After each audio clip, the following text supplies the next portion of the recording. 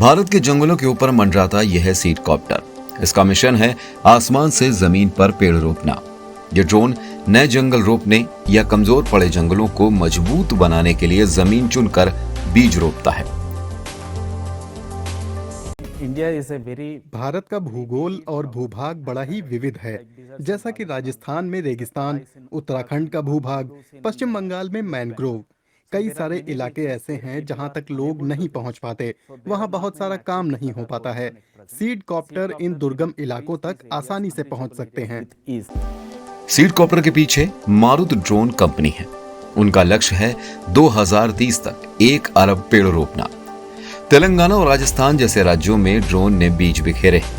एक बार में ड्रोन बीज वाली 10 किलो सीड बॉल अपने साथ ले जाता है।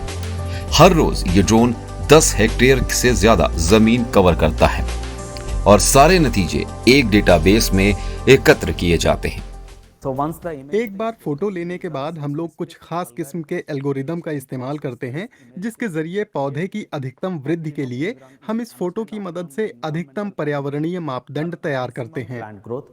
जलवायु परिवर्तन के खिलाफ लड़ाई में पेड़ लगाना बहुत अहम है, लेकिन बीज को पेड़ बनने में लगभग 40 साल लग जाते हैं। कुछ जानकारों का मानना है कि सीडकॉप्टर जैसे प्रोजेक्ट हमेशा मददगार साबित नहीं होते।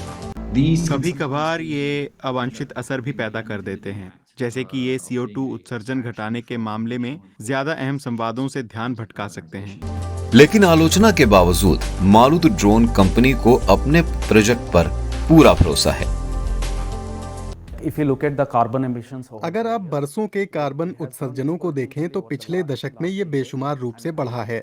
निकट भविष्य में ये इसी तरह से बढ़ेगा। इसे बढ़ने से रोकने के लिए एक टेक्नोलॉजी की जरूरत है। UAV यानी ड्रोन सीडिंग से ये मुमकिन है। वहीं सीडकॉप्टर के समर्थकों को यकीन है कि मौजूदा जंगल बचे रहेंगे और लंबे वक्त के लिए जैव विविधता मजबूत होगी।